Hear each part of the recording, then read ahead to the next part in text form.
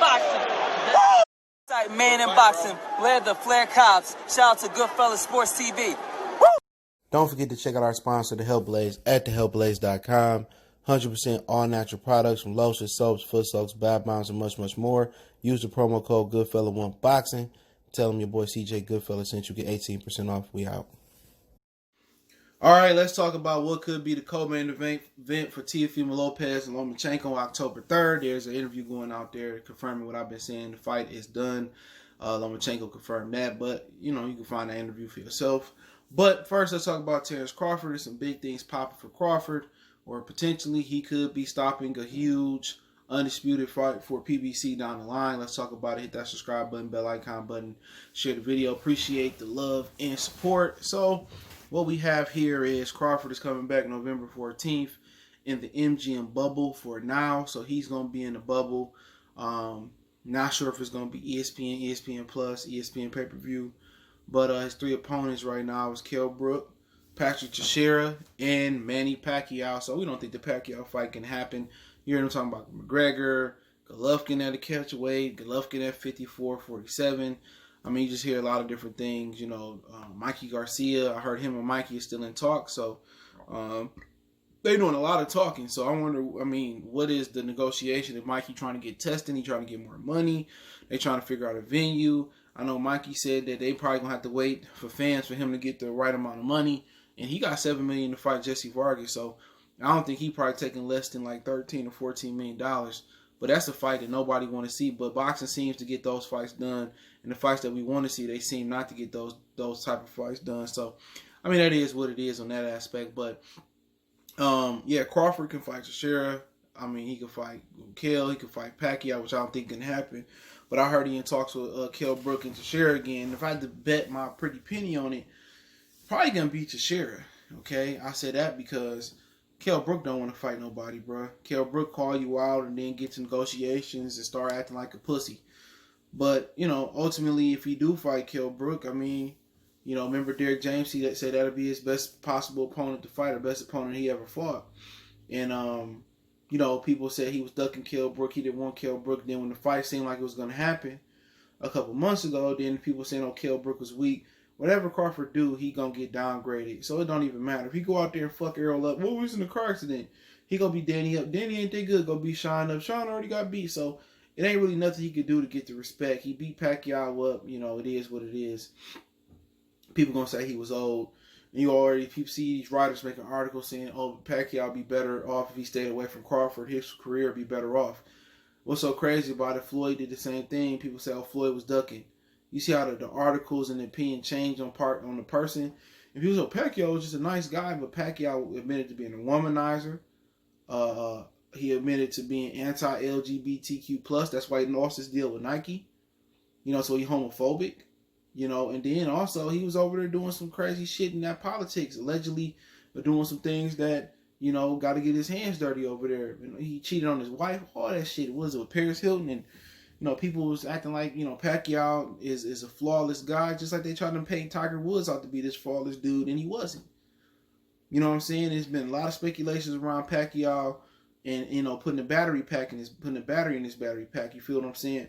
And also his career has been filled with, catch weights and rehydration clauses and all that stuff. And people make you seem like this dude was like an honorable citizen, honorable guy. How they make it seem Gandhi, his protest work with Gandhi, people was over there putting hands, feet, knees, and toes and stumping motherfuckers out. So it's all subjective. Sorry, my neck hurting. It's all subjective to what people want you to believe. Pacquiao didn't want to fight no Errol Spence before the car accident. That's a fact. He didn't want that smoke. So why do you want to fight Terence Crawford without an asterisk there? If you want to catch weight, Crawford can make it. If you want to do a rehydration clause, Crawford can make it. You're not going to fight that guy. It's just the God honest truth. So I don't even know why they keep throwing this dude's name out as a possibility. No fans, no money in that fight for Pacquiao. And it is what it is. You know what I'm saying? It's just going to be handing your belt to Crawford, what some people think, which I don't think so. I think Pacquiao's still a tough out, especially if you don't make him take that final test. You feel what I'm saying? So you don't understand why he is even in contention. But as far as Kell Brook to finish on him, Kell Brook don't want that work. Let's keep it real. Kell Brook don't want to fight nobody. You know, he don't want to fight nobody at 54. Tony Harrison called him out. Herod called him out. You know what I'm saying? He dug Jaime Maguire for a title shot. So I have a hard time seeing he take that fight. But, you know, dudes that go against the grain on Crawford no matter what. And it's a lot of dudes that I'm pro-black and I do everything black, and they try to talk on these black causes. Then why you going hard on the brother then? That's my whole thing. If you supposed to be this pro-black boxing channel, why you going hard on Terence Crawford? Because he don't give you an interview? And that's what it all boils down to. When dudes don't like another dude, it's either over a woman or it's over money. You know, and they can't monetize Terence Crawford, and they don't like that they can't talk to him and reach out to him when they want to talk to him. To me, that has no issue. I don't give a fuck about that. I just want to see the fight. So it don't matter if Crawford wants to fight and Earl don't. They going to spin the narrative, and they going to try to do something to downgrade Crawford. Crawford go out there and beat the shit out of Kell Brook. Oh, you're supposed to. You know, Earl did it first, but Earl did it when he was coming off an eye injury. You know what I'm saying? So people pick and choose, though. And even if he go through and run through the welterweight division, people going to, you know, try to downgrade him, or they going to try to dig hop on him. And, yeah, man, I always like Terence Crawford. Get out of here, man. But, you know, these are his options. But he can mess it up for PBC, too. If he choose to go out there and fight Castaño, you know, the only thing you don't know about Castaño is will he be able to simultaneously hold the WBO at 47 and 54. If he got to drop his 47-pound belt, watch how quick PBC puts somebody in position to get that belt. You know what I'm saying? And even if that does happen, if Crawford go up to 54 and he got to drop his 47-pound belt, you know, watch how quick, you know, PBC orders some type of fighter to go over and fight for the WBO. Fulton and Leo was supposed to fight for it, and Castaño and Teixeira was supposed to fight for it, which I'll get there shortly. Watch how quick somebody from PBC jump in there and try to get that belt. Fast, expeditiously. You know what I'm saying? And people still won't believe they ducking Terence Crawford. Oh, you know, Crawford, you know, he was on the wrong side of the street, and this guy is an easier fight to make. But he fights Teixeira. It would be a good fight. It'll be his fourth title, his fourth weight division, and get a title with it. That'd be legendary. That's 4 more than Errol Spence. That's 3 more than Errol Spence. That's 3 more than Keith Thurman. 3 more than Sean Porter, and 2 more than Danny Garcia. So, you know, that's a tough fight. Teixeira ain't the greatest fighter in the world, but once again, he got a height, he got a reach advantage, he got a weight advantage on Crawford. You know, he lost to Curtis Stevenson because Stevenson punched like he can knock a mule out. But other than that, he got some impressive wins. He beat Adames, and that was the plan for Crawford to move up and fight Adames. But Adames didn't win. He borrowed Adames and Gleason's gym, an interchangeable partner. So, you know, Teixeira and Crawford would be cool. I think that's the best case scenario. I'm not sure what Teixeira is going to be won. He did call out Crawford in the Ring magazine a couple weeks ago on their website, but I don't know exactly how much, you know, money he'll be wanting in this type of fight. So, and what Bob can dish out, I think he should be in Bob Arum's pay scale. But, you know, once again, it sounded like he would come over to ESPN and defend his belt. He came over to defend his belt versus Adames. And Golden Boy ain't really trying to spend no money no way. We can tell by the Ryan Garcia negotiations. Like I said yesterday, that could be going to purse bid. Maybe Ryan want too much money. I can see a situation where Ryan pull out, and then you see with Canelo Alvarez, he got to wait to his fans to go in there to fight anybody because they can't afford him without fans at this point. So, so I think Golden Boy would be willing to do the fight, but they also in talks with Castaño. So Castaño is the mandatory. They was going to fight in May or April, right before Canelo, and I think a week before Canelo and Billy Joe was supposed to fight. But the pandemic hit, and now the deal was, you know, basically scrambled, and now they're renegotiating the deal with the pandemic between Castaño and Teixeira. Crawford is talking to Teixeira. And also people say, well, Castaño is the mandatory, but Crawford can automatically be the mandatory because he's the WBO super champion. So he takes precedence over, you know, Castaño for the fight. So Crawford can mess up their 54-pound, you know, plans. But once again, let's not act like Teixeira not like 6 foot and with a 76, 77-inch reach. He could crack a little bit, so that's going to be a tough fight for Crawford to go up there. And also, quote-unquote, the chin problems people say Crawford got.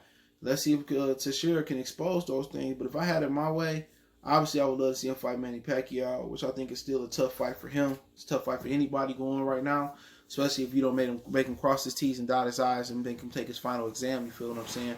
But other than that, you know, Teixeira would be a good fight. You know what I'm saying? You know, titles in 4 different weight classes, that's dope. But right now, November 14th, Crawford, you could be seeing him inside the bubble. If I had to bet my pretty penny on it, I think Eddie Hearn and them is running out of money too.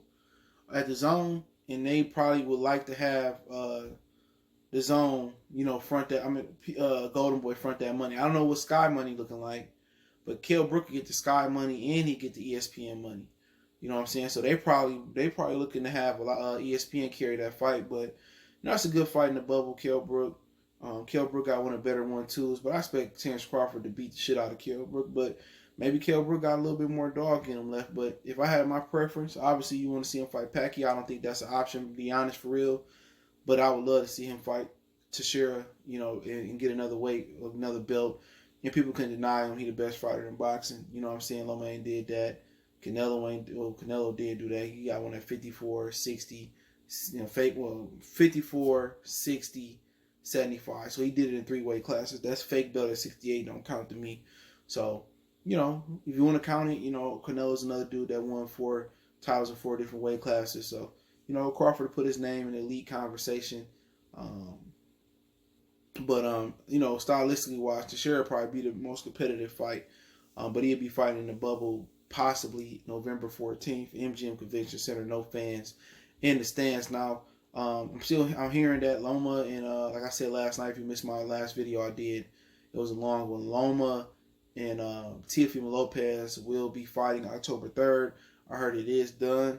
I heard Teo was trying to get some more money. Teo made a statement like, calm down, the fight gonna happen, y'all tripping. I'm paraphrasing nicely. And he said the fight gonna happen. I already heard it was done. I heard they was kind of doing a money thing for PR to build the fight up. I imagine it's gonna be on ESPN pay-per-view, but Bob said it could possibly be on ESPN. But honestly, this would be a good fight. Hopefully Tio win. If Loma win, tip my hat off to him. But the co-main event not bad. All right, it's a rebuff fight. Baranchik taking on Zepeda. So that's gonna be your co-main event. So I think that's a good co-main event, especially if it's on ESPN. So Baranchik and Zepeda, was supposed to happen in the bubble, in the summer fights. It was one of their bigger summer fights in July. So that's gonna happen on that undercard. So I think that's a good way to start the undercard. You got Baranchik, who's a tough guy, come forward, throw a lot of punches. You got Zepeda, who's a sticker and mover. So I could definitely see that fight panning out to be an excellent main event. Not sure what else is going to be on the undercard or where the venue going to be at. I'm imagining, it's been some talks about Madison Square Garden. I imagine there's some talks about the MGM Grand Convention Center. They said they might want to do around 2,000 fans. It may not be no fans. Who the fuck knows? But, Zepeda and Baranchik, that should be a really, really solid co-main event. And it should bring the pain. That's a great way. Because that kind of can mimic a Loma and Tio fight. You got Baranchik, who like to come forward and overpower guys. And then you got Zepeda that like to stick and move. You got, he like to move on the back foot. Loma like to stick and move on the front a little bit. And you got the power puncher and Tio. So you can see 2 knockouts. You can see a boxing lesson in the knockout. You can see 2 boxing lessons. So should be a really good card. So that's an excellent main event to line them up against. It depends who else is going to be on the undercard as well. And also you got to get through the COVID as well. So we got to make sure all the fighters test, negative. Today, if you didn't see my earlier video, Jorge Linares tested positive for COVID-19. And they, basically the fight with Fortuna is off August 28th. So, a lot of things going to happen. A lot of times you see all these fights on the schedule. And a lot of these dudes end up getting COVID because you got to, are they testing their whole camp? Are they social distancing? Is people in their camp? Keeping social distancing and washing their hands and sanitizing.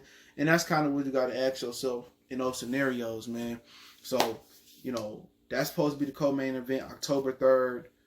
Hopefully, everybody come out clean with the COVID test. So, you're going to have Zepeda and Baranchik as an undercard. I think Baranchik didn't test positive last time. He had an injury. So, hopefully, he healthy. Hopefully, Zepeda healthy. I think the winner in that is going to be lined up for a title shot, especially when Taylor and Ramirez end up fighting. Now, Taylor supposed to be fighting his mandatory in the UK for the IBF, and it's formally been announced that this month, and it's already been in the works, August 29th is it that Victor Posta will take on Jose Ramirez. That's an underrated fight. But then Jose got one more mandatory to do, and that's Jack Contrella. So maybe Jose can come back in December and fight on Wilder Fury 3 undercard or something like that. And then, him and Josh Taylor can fight sometime next year. Hopefully fans can be in the stands. So let me know what you guys think about the Buzz situation. Let me know what you guys think about the co-main event of Baranchik and Zepeda for Lomachenko and Teofimo Lopez.